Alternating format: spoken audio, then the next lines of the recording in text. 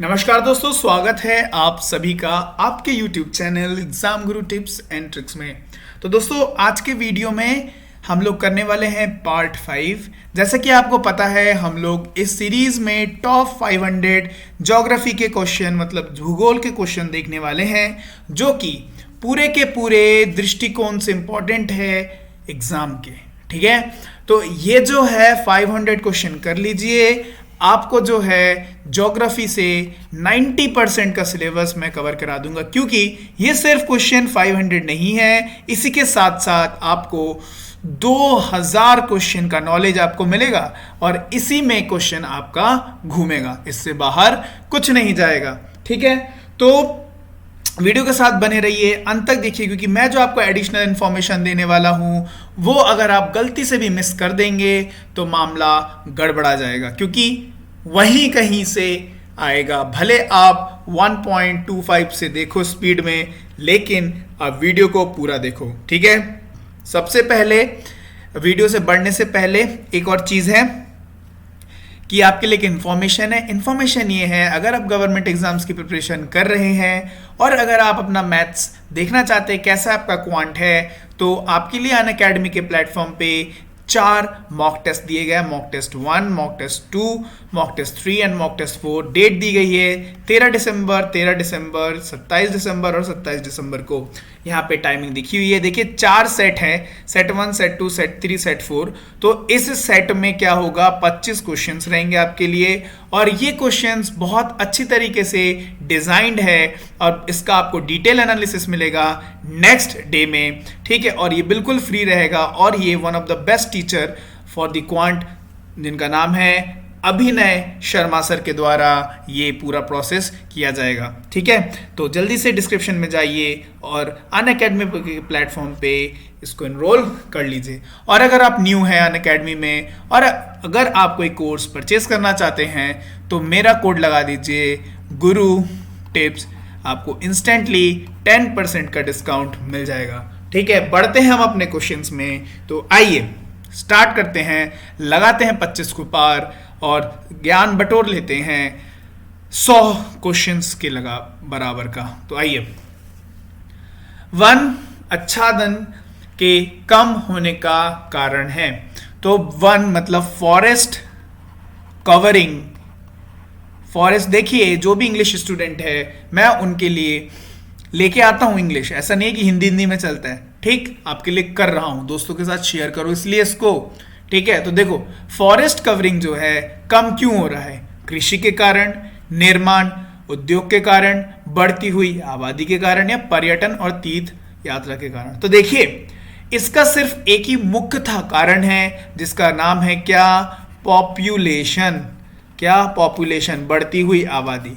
देखिए बढ़ती हुई आबादी बढ़ रही है, इसलिए कृषि को भी बढ़ाना पड़ रहा है, इसलिए फॉरेस्ट कवरिंग क्या हो रही है, जितने फॉरेस्ट हैं, जितने वन हैं, उनकी कवरिंग घटती जा रही है। निर्माण, देखिए लोग बढ़ रहे हैं तो क्या उद्योग जगत में भी बढ़ोतरी करनी पड़ेगी, नहीं तो आप उनकी जो रिक्वायरमेंट है वह पूरी नहीं कर पाएंगे, तो मामला गड़बड़ा जाएगा। जितने ज़्यादा लोग पर्यटन और तीर्थ स्थानों में भी उतने लोग, और जिसके कारण क्या, वन की जो कटाई है वो होती जा रही है और वन की जो कवरिंग है वो घटती जा रही है। नेक्स्ट क्वेश्चन की तरफ बढ़ते हैं। ग्रीन हाउस प्रभाव का अर्थ है। ग्रीन हाउस प्रभाव मतलब होता है ग्रीन हाउस इफेक्ट का क्या अर्थ है, तो देखिए option number B, option number C, option number D. Option number C हो जाएगा राइट आंसर। क्या है, वायुमंडलीय कार्बन डाइऑक्साइड के कारण सौर ऊर्जा का विपाशन। मतलब क्या होता है, अगर हमारे एटमॉस्फेयर में कार्बन डाइऑक्साइड की मात्रा बढ़ जाती है तो कार्बन डाइऑक्साइड या फिर ग्रीन हाउस गैसेस कौन कौन सी है, जैसे CO2 है, वाटर वेपर्स है, मीथेन है, फिर आपका और भी है ना, और भी काफ़ी सारे ग्रीन हाउस गैसेस हैं। ये क्या करते हैं, जैसे ही हमारा सपोज पृथ्वी है, सूर्य की किरण आया, पृथ्वी पर पड़ा, पृथ्वी पे पड़ने के बाद कुछ रेज जो है उसको ओजोन लेयर रेडिएट आउट कर दिया, मतलब रिफ्लेक्ट बैक कर दिया स्पेस में ही, उसके बाद कुछ यहाँ से छन के हमारे अर्थ के सरफेस में आए, हमारे सरफेस ने कुछ यहाँ पे एब्जॉर्ब किया और बाकी को क्या किया, बाकी को रिफ्लेक्ट बैक किया। और यहाँ पे एटमॉस्फेयर में जो प्रेजेंट है CO2 हो गया, वाटर वेपर हो गया, ठीक है, और भी जितने भी गैसेस है, ओजोन गैस और भी ओजोन भी है, उसके बाद ये ग्रीन हाउस गैसेस जो हैं वो क्या करते हैं, उसको हीट को ट्रैप कर लेते हैं। और इसके कारण क्या होता है, हमारे पृथ्वी में 10 डिग्री सेल्सियस जो है ज़्यादा, मतलब अगर ये नहीं होता तो 10 डिग्री कम होता, 10 डिग्री सेल्सियस तक वो ये बढ़ा के रखता है, ठीक है, जिससे हमारे यहाँ पर लाइफ बहुत अच्छे से सस्टेन कर सकती है। परंतु यहाँ पे हो गया है बहुत ज़्यादा कार्बन डाइऑक्साइड पोल्यूशन के कारण, जिसके कारण क्या हुआ है, टेम्परेचर बढ़ता जा रहा है, बढ़ता जा रहा है। तो ये मतलब किसके लिए होता है, कार्बन डाइऑक्साइड के कारण, जो ऊर्जा का विपाशन करती है। Option number C will be the correct answer. बढ़ते नेक्स्ट क्वेश्चन में। किसी प्राकृत प्रदेश में समरूपता होती है, किसी प्राकृतिक प्रदेश में समरूपता होती है। ऑप्शन नंबर ए जलवायु और प्राकृतिक वनस्पति की, वायु जलवायु और व्यवस्था की, मृदा और जल निकास की, आर्थिक आधार पर प्रजातियों की। तो ऑप्शन नंबर ए की, बी की, सी की, डी। ऑप्शन नंबर ए हो जाएगा राइट आंसर, जलवायु और प्राकृतिक वनस्पति की। नेक्स्ट क्वेश्चन में देख लेते हैं। एक ही तापमान वाले स्थानों को जोड़ने वाली काल्पनिक रेखाएं, तापमान, इसका मतलब क्या होगा, आइसोथर्म। क्या हो जाएगा, आइसोथर्म। तो हिंदी में बोले तो समताप रेखाएं। हमने इसके बारे में पिछले वीडियो में भी पढ़ा था। बढ़ते नेक्स्ट क्वेश्चन में। तो देखिए, पर्वत के उन प्राकृतिक मतलब नेचुरल अंतरालों को, प्राकृतिक अंतरालों को क्या कहा जाता है जो मार्ग बन जाते हैं, तो उनको क्या बोलते हैं, उनको क्या बोलते हैं, दर्रा, उनको क्या बोलते हैं, पासेस। यहां पे आपके लिए एक इमेज लगाई गई है। तो यहां देखिए डिफरेंट या 1 2 3 4 ऐसे करके मार्किंग की गई है, ठीक है। तो यहां देखिए, यहां पर आपके लिए डिफरेंट जो पासेस है उनके बारे में दिया गया है, यहां पे मार्किंग करी गई है। ये पासेस बहुत ही ज्यादा इंपॉर्टेंट है, तो इसको जो है बिल्कुल याद रखिएगा, ठीक है। बहुत बहुत बहुत ज्यादा इंपॉर्टेंट है। ये अक्सर किसी ना किसी पेपर में पूछ लेते थे कि बुर्जिला, पीर पंजाल, भीनाहाल, काराकोरमार, फिर जोजिला, फिर बाराचाला, शिपकेला, नीतिला, धर्मा, रोहतांग, ये सारे, नाथुला, जिप्सिला, जिलिपला, फिर बोमडिला, उसके बाद ये सारे बहुत ज्यादा इंपॉर्टेंट है, याद रखिएगा। बढ़ते नेक्स्ट क्वेश्चन में। फ्रंटल वर्षा किस कारण से होता है, फ्रंटल वर्षा किस कारण से होता है, तो इसका आंसर क्या हो जाएगा, देखिए ऑप्शन नंबर क्या बोल रहा है, संवहनी धारा, ऑप्शन नंबर बी समुद्री हवाएं, ऑप्शन नंबर सी चक्रवातीय गतिविधियां, ऑप्शन नंबर डी पर्वतों में वस्पित जल का संघनन, ठीक है। तो क्या हो जाएगा, ए की, बी की, सी की, डी। ऑप्शन नंबर सी हो जाएगा राइट आंसर, चक्रवातीय गतिविधियां। देखिए इसमें क्या होता है फ्रंटल वर्षा में, ये आपको बता दूं। देखिए यहां से आती है सपोज कोल्ड हवाएं, ठीक है, सपोज ये है कोल्ड हवाएं, और यहां से आती कोल्ड विंड, ठंडी हवा, यहां से आती है हॉट विंड, मतलब गर्म हवाएं। अब क्या होगा, जो भी गर्म होगा वो ऊपर पहुंच जाएगा, और ऊपर पहुंचने के कारण इसी से बनता हुआ बन जाएगा क्या, क्लाउड्स, बादल बन जाएगा, और ये बरस जाएगा, ये बरस जाएगा। इसको बोलते हैं चक्रवर्तीय गतिविधि, फ्रंटल वर्षा इसी को बोलते हैं, ठीक है। एक वर्षा होती है कौन सी, संवहनी धारा वाली। देखो इसमें क्या होता है, ये मेनली होती है इक्वेटोरियल जगह में, यहां पे बनाता हूं वीडियो इमेज, ठीक है। देखो इक्वेटोरियल जगह में होती है, ठीक है। इक्वेटर मतलब हमारे अर्थ से, मतलब हमारे इंडिया के जस्ट आजू बाजू में होती है ये वर्षा। इसके तहत क्या होता है, इसमें बहुत ज़्यादा गर्मी पड़ती है, आपको पता है भूमध्य रेखा के पास में बहुत ज़्यादा गर्मी पड़ती है, तो इसके कारण क्या होता है, यहाँ पर डायरेक्ट सनलाइट्स आती हैं, और डायरेक्ट सनलाइट से यहाँ पे क्या होता है, वेपराइजेशन हो जाता है, ठीक है। यहाँ से पानी जो है वेपराइज होता है, और यहाँ पे क्या बन जाते हैं, क्लाउड्स बन जाते हैं, और यही फॉल हो जाते हैं। इसको बोलते हैं संवहनी धारा, ठीक है। समुद्री हवाएं, समुद्री हवाएं में कुछ खास नहीं है, बस यही सब है। और देखो ये पर्वतों से वाष्पित जल का संघनन, ये बहुत ज़्यादा इंपॉर्टेंट है क्योंकि ये पूछा जाता है। देखो जैसे सपोज ये है पहाड़, ठीक है, पहाड़ हुआ, और ये सपोज हुआ प्लेन, और यहाँ पे हो गए समुद्र, ठीक है। तो देखो यहाँ पे समुद्र में तो पानी भरा हुआ ढेर सारा। अब यहाँ से क्या होगा, यहाँ से गर्मी पड़ेगी या सूरज की तपिश पड़ेगी, तो यहाँ से क्या होगा, यहाँ से वाष्प बनना चालू हो जाएगा, है ना, वेपराइज हो जाएगा वाटर। तो वाष्प बनते बनते देखो यहाँ पे ऐसे ऐसे होना लगेगा, ऐसे ऐसे होते होते होते होते जो आपका माउंटेन है, जो आपका पर्वत है, जो आपके हिल्स हैं, इसके चारों तरफ क्या होगा, वाष्प ऐसे बनने लगेगा, और वाष्प के कारण यहाँ हो जाएगा क्या, क्लाउड्स, और यहाँ क्लाउड्स हो जाएगा तो ये बरस जाएगा इसी के स्लोप में। तो इसको बोलते हैं ये पर्वतों से वाष्पित जल का संघनन, ठीक है। इसको ये बहुत मतलब वन ऑफ द इम्पॉर्टेंट है, यहाँ पे टिक नहीं लगाता हूँ नहीं तो हो जाएगी, नहीं तो समझने में इशू आएगा, ठीक है। तो समझ गए इस चीज को, बढ़ते हैं नेक्स्ट क्वेश्चन में। ओके आइए। तो विश्वपाती तपन का संभावित परिणाम क्या हो सकता है, ठीक है। विश्वव्यापी तपन का संभावित परिणाम क्या हो सकता है, समुद्र के स्तर में वृद्धि, फसल के स्वरूप में परिवर्तन, तट रेखा में परिवर्तन, उपयोग सभी। तो ये सबसे पहले जानते हैं ये होता क्या है। इसको दोस्तों एक्चुअली हिंदी नाम है किसका, ग्लोबल वार्मिंग का, ग्लोबल वार्मिंग का। और ग्लोबल वार्मिंग से समुद्र की स्तर तो बढ़ ही रहा है, इसलिए जितने भी आइलैंड्स हैं वो सारे भयभीत में हो चुके हैं कि अगर ये पानी का स्तर बढ़ता रहा तो एक दिन हम लोग डूब जाएंगे। बिल्कुल सही बात है। देखो फसल, ग्लोबल वार्मिंग के कारण अवश्य फसल के ऊपर जो है परिवर्तन हो ही रहा है, उनके ऊपर काफी सारा असर पड़ रहा है, और जिसके कारण क्या हो रहा है, तट रेखा में परिवर्तन हो रहा है। तो क्या हो जाएगा, ऑप्शन नंबर डी, उपयुक्त सभी। बढ़ते नेक्स्ट क्वेश्चन में। सो नेक्स्ट क्वेश्चन क्या बोल रहा है, ध्यान से देखिएगा। मनुष्य किसके द्वारा जीव मंडल में पारिस्थितिक संतुलन बनाए रख सकता है। तो ऑप्शन नंबर ए क्या बोल रहा है, वनोन्मूलन, ठीक है। उसके बाद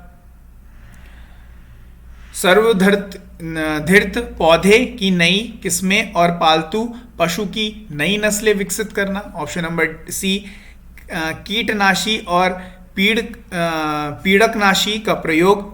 उसके बाद ऑप्शन नंबर डी, जीवों की सापेक्ष संख्या में सूक्ष्म संतुलन को समझाना। तो क्या हो जाएगा, ऑप्शन नंबर बी हो जाएगा इसका आंसर, ठीक है, राइट। बढ़ते हैं नेक्स्ट क्वेश्चन में।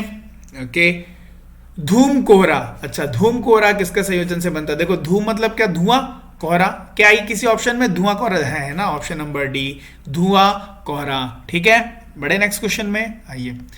किसके गुरुत्वाकर्षण के कारण ज्वार भाटा आता है। तो बताइए किसके गुरुत्वाकर्षण के कारण आता है, चंद्रमा और सूर्य का। तो यहाँ पे पहले क्या है, दोनों का जरूरी है। तो पृथ्वी में चंद्रमा पर नहीं, सूर्य नहीं, दोनों वाला, सूर्य और चंद्रमा का। ऑप्शन नंबर सी हो जाएगा करेक्ट आंसर, ठीक है ना। पानी का स्तर घटता है और बढ़ता है, इसको क्या बोलते हैं, ज्वार भाटा, ठीक है।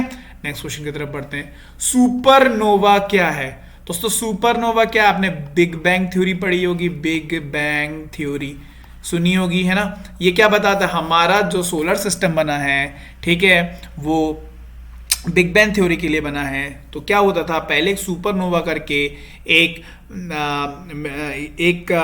क्या बोलते हैं, एक तारा था जो फूट गया, और जिसके कारण क्या हुआ, सुपरनोवा उसी को बोलते हैं, जिसके कारण क्या हुआ, सोलर सिस्टम हमारा बना, ठीक है।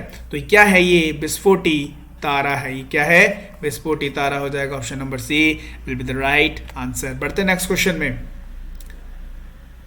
नेक्स्ट क्वेश्चन क्या बोल रहा है, 87 नंबर, आकस्मिक बाढ़ का संबंध किसमें है।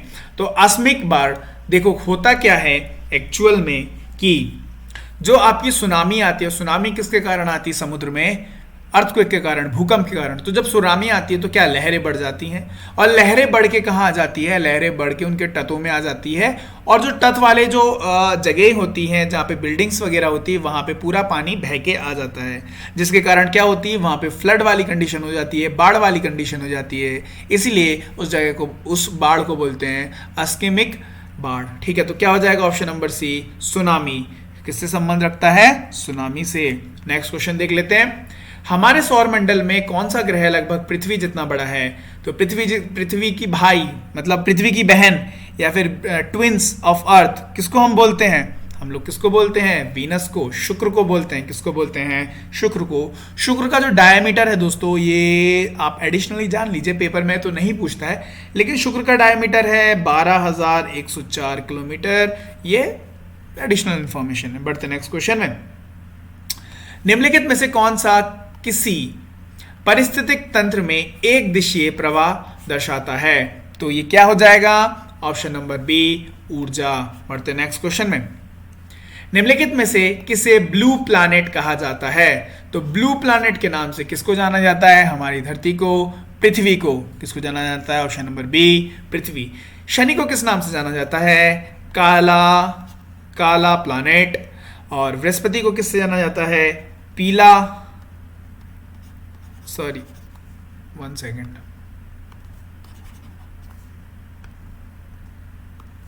जाना जाता है पीला प्लैनेट के नाम से, और मंगल को लाल।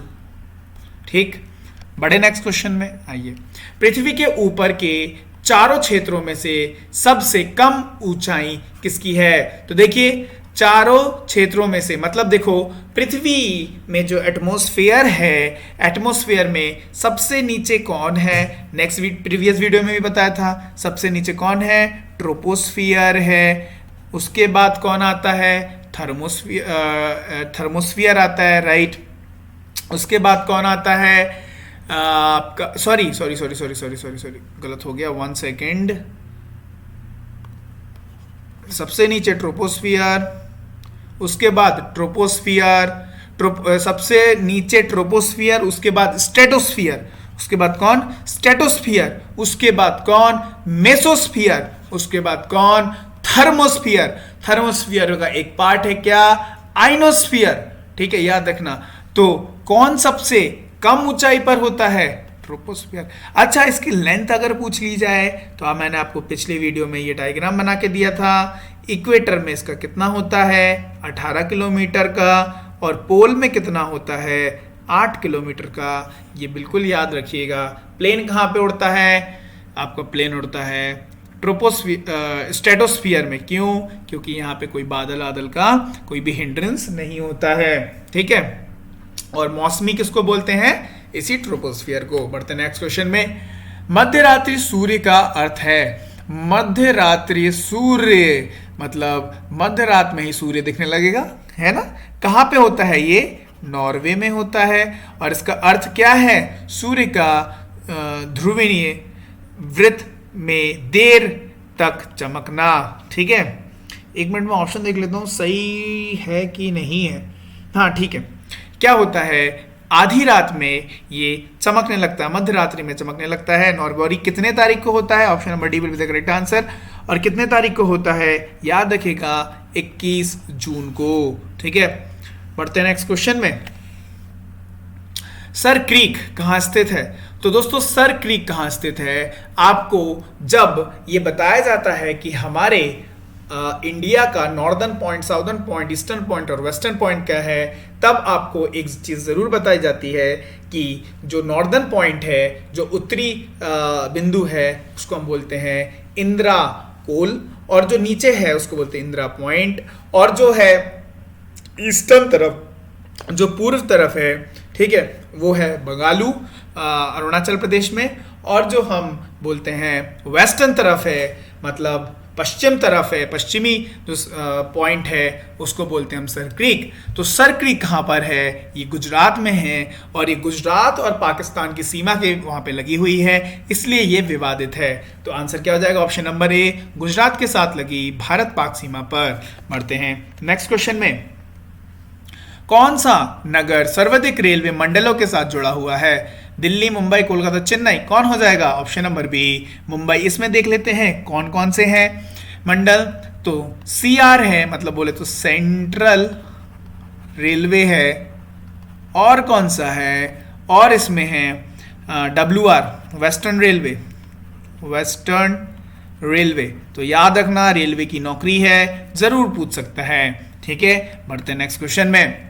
हीराकुंड बांध किस नदी पर है? तो दोस्तों हीराकुंड बांध जो है सबसे लंबा बांध है, ये किस नदी पर है? महानदी पर है। और ये कहां पर स्थित है? ये उड़ीसा में स्थित है।